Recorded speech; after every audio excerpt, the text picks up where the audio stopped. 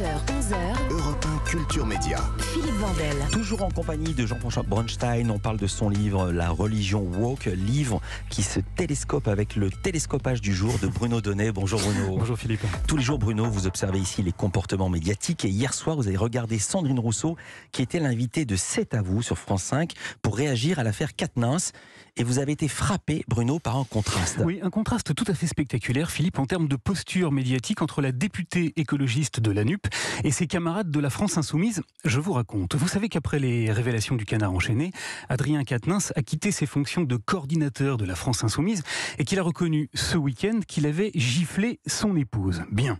Il a publié un long communiqué et à l'image de Mathilde Panot, la présidente du groupe LFI à l'Assemblée nationale, il a été félicité et soutenu par un grand nombre des cadres de son parti. Adrien Quatennens a pris une décision et nous avons échangé sur cette question qui est une décision, je crois, juste et sage. Voilà, la France Insoumise a vanté, excusez du peu, le courage d'Adrien Quatennens. Du coup, hier soir, sur France 5, la toute première question d'Anne-Elisabeth Lemoine à Sandrine Rousseau a porté sur ce thème. Mais la réponse de la députée écologiste a été très à contre-courant de la petite musique d'ambiance. Écoutez. Vous saluez l'exercice de transparence d'Adrien Quatennens ?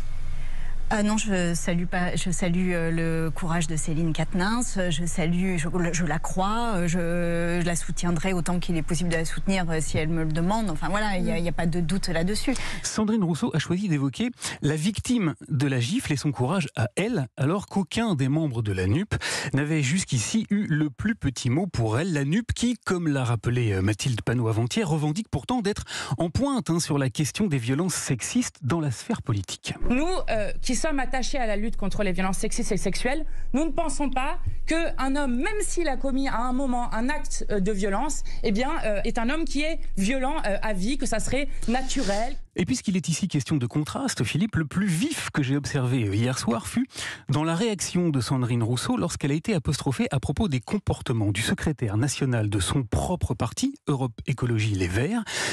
Car alors que l'émission était sur le point de se terminer, Anne-Elisabeth Lemoine a évoqué un tweet totalement explosif. Je relais une question qui est posée sur les réseaux sociaux par nous toutes sur Twitter.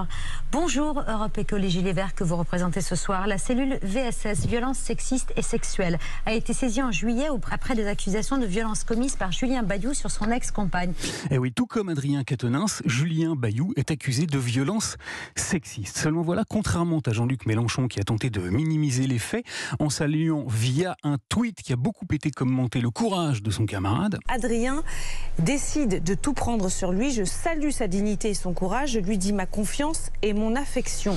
Sandrine Rousseau a révélé qu'elle était au courant des faits et loin de les minimiser, elle a choisi de les condamner. J'ai reçu très longuement, et je me suis entretenue vraiment très longuement, je l'ai reçu chez moi, l'ex-compagne de Julien Bayou. Je pense qu'il y a des comportements qui, en effet, sont de nature à briser la santé morale des femmes.